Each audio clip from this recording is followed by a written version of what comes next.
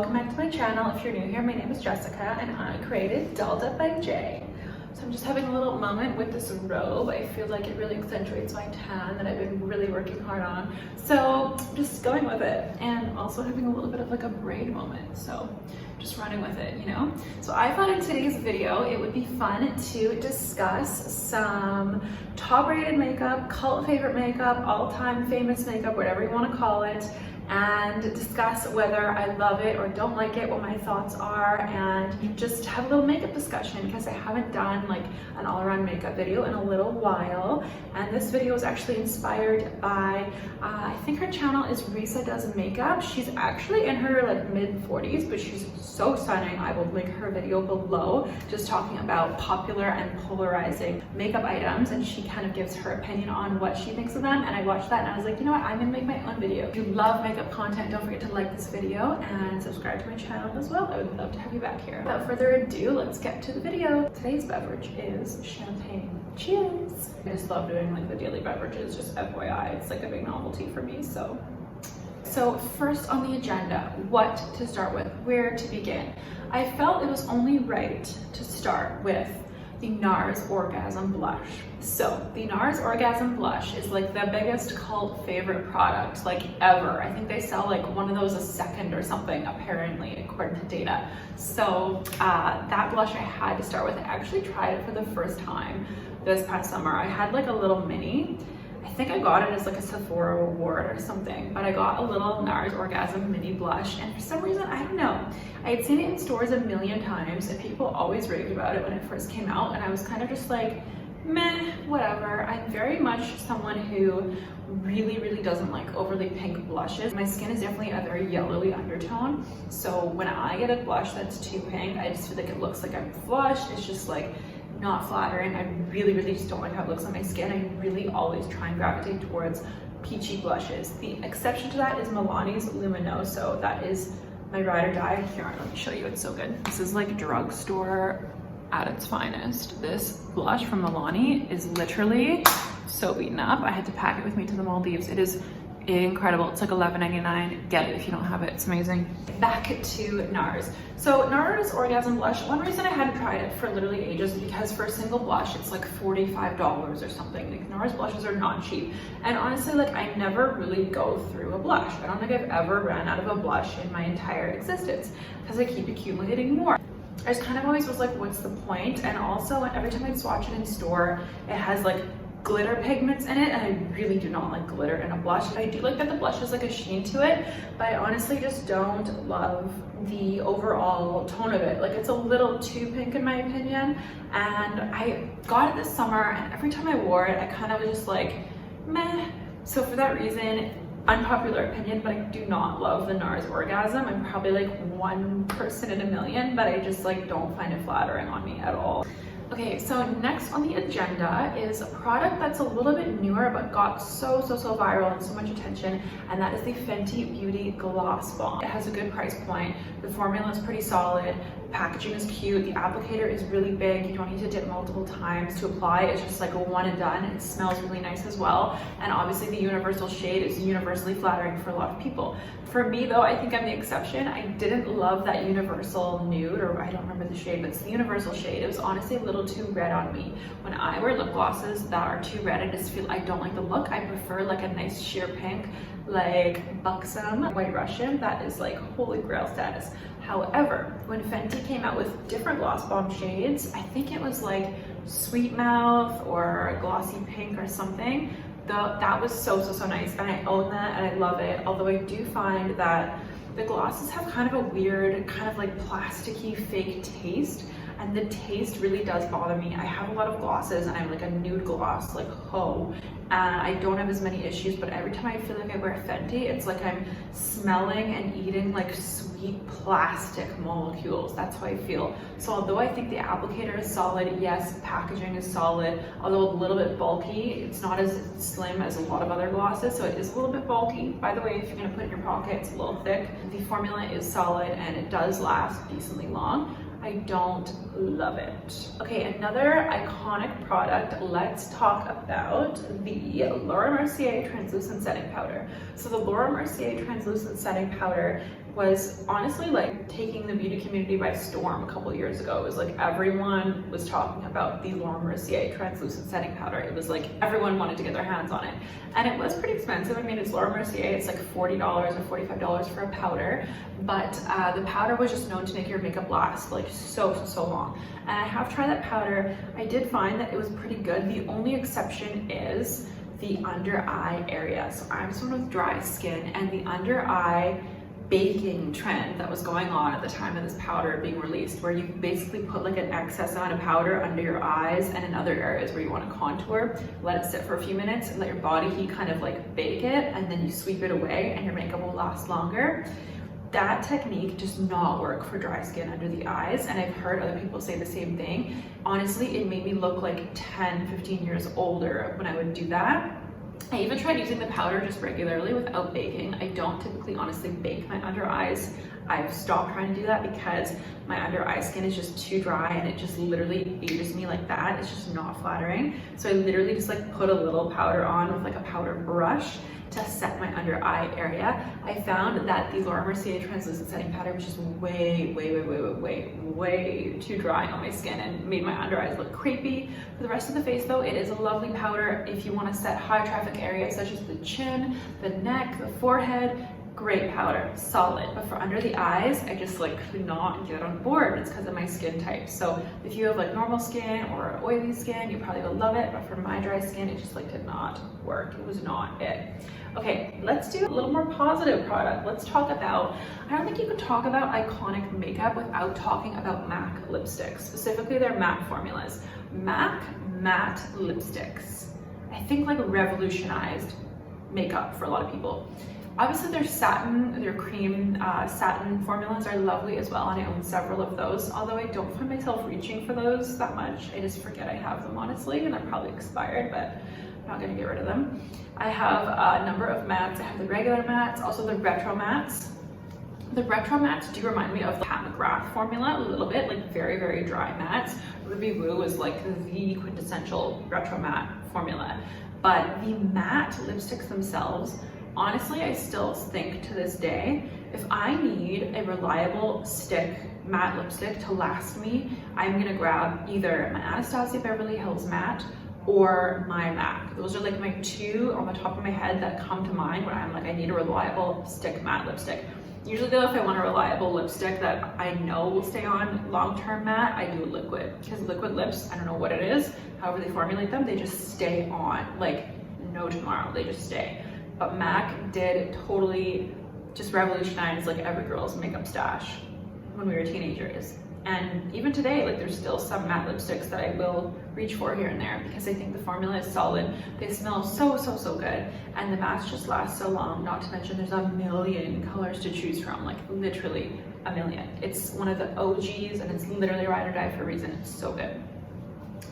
Okay, next, cult favorite iconic bronzer. So there's two I have in mind here. There is the Nars Laguna and then the Physicians Formula Butter Bronzer. Those are the two that I think of the most probably iconic in the makeup world the last several years, in my opinion anyways. I know there's so many other bronzers out there, but those are the ones I know are like people's ride or dies. So first, Nars Laguna bronzer. It does have a little bit of shimmer in it, although they did release a matte range this summer and I picked up the matte.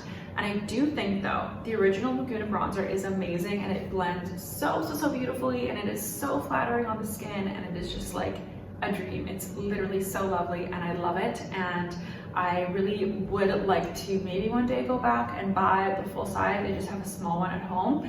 But I did pick up the matte version this summer, and I don't know if I got a shade that was a little too dark or if the matte formula is changed, because I found the matte formula just to be extremely unforgiving. It was just very like pigmented. The color just went on like right away and you couldn't even really blend that much. It was just like, if you do too much, you're screwed. whereas the regular Laguna formula was a lot softer, a lot prettier, a lot creamier. So I thought that was kind of interesting with the whole matte thing. But overall, the shade of the original Laguna bronzer is just like so stunning and beautiful, and that is iconic for a reason. Now let's get to Physicians Formula, the drugstore counterpart that is less than half the price. So Physicians Formula Butter Bronzer, I think it's about like $17 Canadian. This bronzer, I think I'm on my third one now, and I packed it here for the Maldives over my Nars matte to give you an idea, because that bronzer is so good. Not only does it smell amazing, but it just blends like a dream. That bronzer, you can honestly over apply it and just blend and you'll look fantastic. You cannot do any wrong with that bronzer. It is one of the best bronzers I've ever tried in my life. Of course, the packaging looks a little bit like childish, and it has the kind of, here, let me show you.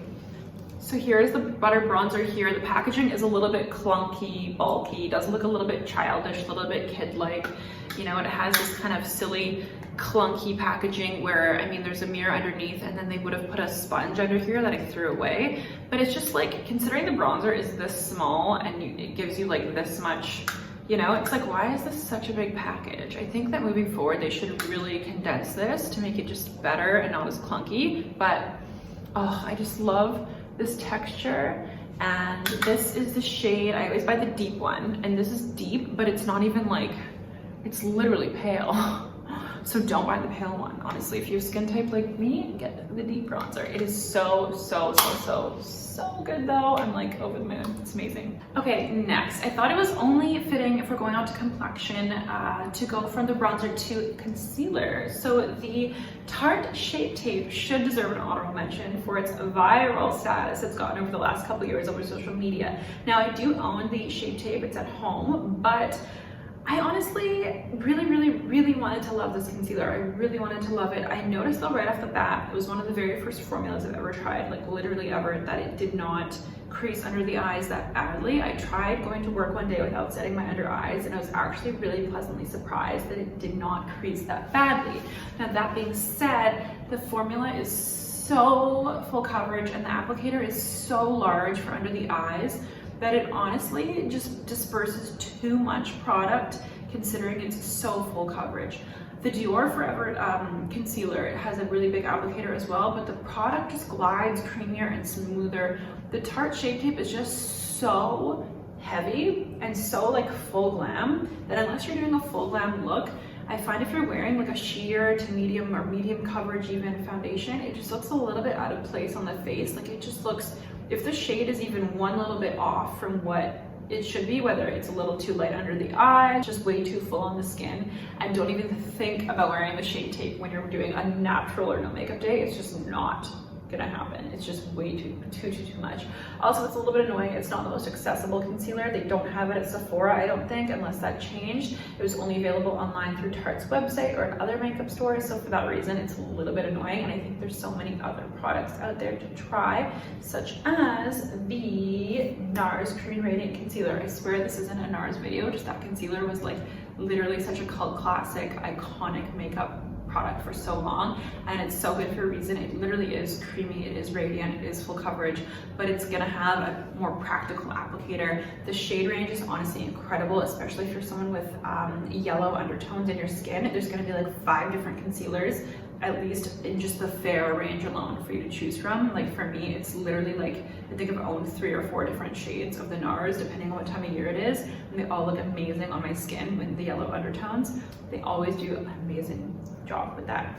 So the Nars 100% over the Tarte Shape Tape in my humble opinion. Now let's talk about the Anastasia Beverly Hills Brow Wiz. How could a iconic makeup video be made and that product is not mentioned? That product literally like changed so many people's lives. It was the first like kind of dispensable, thin, precision brow product that really just like wowed people, and that is such an amazing product. I'm actually wearing it in this makeup look today on my eyebrows, and yeah, I really love it. I think it's lovely. I wear the color taupe. However, other bloggers and creators as well have discovered that the NYX Micro Brow is like a total copycat / dupe of the Anastasia Brow Wiz. It honestly is. And that's just how makeup is. If you're looking to save money or you just don't want to have to buy a $26 brow pencil every 3 or 4 weeks, honestly, check out NYX. I did a whole brief video just comparing the 2 brow pencils. I also have a blog post as well on that. I'll link those below. So, but yeah, amazing product, amazing, nothing but good things to say. Next, I think we should discuss the Dior Air Flash foundation. I have it here. This foundation is so iconic. I just tried it for the first time this summer, and honestly, it's so beautiful. It's amazing. It leaves the most perfect finish on the skin. The spray tin applicator is a bit strange and a bit of a learning curve at first. Just don't spray it near any nice clothing or any nice purses or shoes. Definitely just spray onto the sponge and make sure maybe there's some tissues around just to wipe your counter off after. Slightly messy, but it's 100% worth it, and it makes your face look completely beautiful. Also, it has just over 2 ounces of product for $70-something. Most foundations only have 30 milliliters, so people say it's way too expensive for what it is, but you actually get double the volume compared to a lot of other traditional foundations. So I don't think that's talked about enough, and I think it's an amazing product. Okay, next for iconic products, the YSL Touche Clad. I have it here with me, and this is the Radiant Touch pen. They have a couple other varieties, but I have the Radiant Touch, and I have the shade, I don't know, but it's great. Anyway, so it took me a while also to try this makeup product because of the price. It's $52 and you get 2.5 milliliters, so literally half a teaspoon of volume. And most concealers have about 6 to 7 milliliters of volume, so just putting that into perspective, knowing that I would be buying something for $52, that's less than half the volume of most concealers that I own. I was kind of like, what if this thing is just like the biggest waste of money? However, I do honestly love it. I like that it has the push top dispenser and then the brush. The brush is probably honestly not the most sanitary thing after a while because I do use it under my eyes. So that's another thing though, if you're worried about kind of like sanitary applicators, these brush tips are probably not the best, but if you're not sharing it with anyone, which you shouldn't be anyways, I wouldn't worry too much, but that's just one thing. It's not a doe foot, it is a dispensable brush push top. But I do think that the formula of the Touche Clad is very unique. It's kind of like a sheer medium coverage concealer, and it's something that's honestly so perfect for if you just want to do a little bit under your eyes and cover a few blemishes or like camouflage a few blemishes. I wouldn't say it fully covers, but it just makes everything look a little bit more perfected, a little bit more awake. So if you are doing like a low makeup or a no makeup day, it's honestly really pretty and really nice. Although I will say that if you're doing full glam, Touche Clad is just not going to cut it for me anyways. It doesn't cover enough and it's just a little too radiant, a little too natural, but it is very pretty. Some people I have seen use it as a highlight. I don't think it's honestly good for a highlight unless you're doing like a cream contour on your cheekbones and where else, and then you're highlighting after. But it just doesn't have that full coverage effect, so I don't really see why you would use this to contour. I know it's a multi-use pen, but honestly I just like it as a kind of like a camouflage stick and to brighten my under eyes on really low makeup days, to give you an idea. Okay, and the last product I did want to talk about is the iconic Dior Show mascara. So I've tried this mascara a few times. Most recently, I featured it in a makeup tutorial, in my GLOWY GLAM makeup tutorial that was using the Dior Show Iconic Over Curl newest mascara at Sephora. I found that mascara honestly to be a little bit like, it didn't really do much. And I found that the brush was satisfying, the curved brush was nice to use, but it didn't really give me any curled effect on my lashes. And honestly, didn't really do anything on my lashes. I was kind of like, I'm glad I didn't buy the full size of this. It was just like a little trial size. But I have tried the Dior Show mascara before, and I find for the price, the fact that it's like in the $30 range, it's honestly just kind of okay. I personally find if you're gonna go for a luxury mascara, the Too Faced Better Than Sex is really lovely, and also the Marc Jacobs Velvet Noir is beautiful, as is the new Hourglass Caution mascara. That is stunning, and both of those have really beautiful packaging as well. The Too Faced Better Than Sex is now duped by the L'Oreal Lash Paradise, however, and I find the Lash Paradise is literally just as good, if not better, than the Too Faced. So for that reason, if you want a really great mascara that's like better than sex, get the Lash Paradise. But if you want a luxury mascara and you're bougie, get the Velvet Noir by Marc Jacobs or the Caution by Hourglass. Also on the radar is the Nars Climax mascara. I love the fun red packaging and I really do enjoy that mascara as well. The Dior Show mascaras though, honestly, I really like the packaging. I think it's chic and fun. I love like the retro Dior print that's now so popular, but I really just don't see major results with that mascara. Maybe I need to give it another try, another shot, and just do an updated review. But overall, I just don't really see the merit. There's so many other mascaras to try on the market now. But that was everything for discussing iconic popular makeup products. If you did enjoy the video, please give it a thumbs up and subscribe to my channel. I would love to have you back here. And I hope you guys are having a great day. Thank you so much for watching.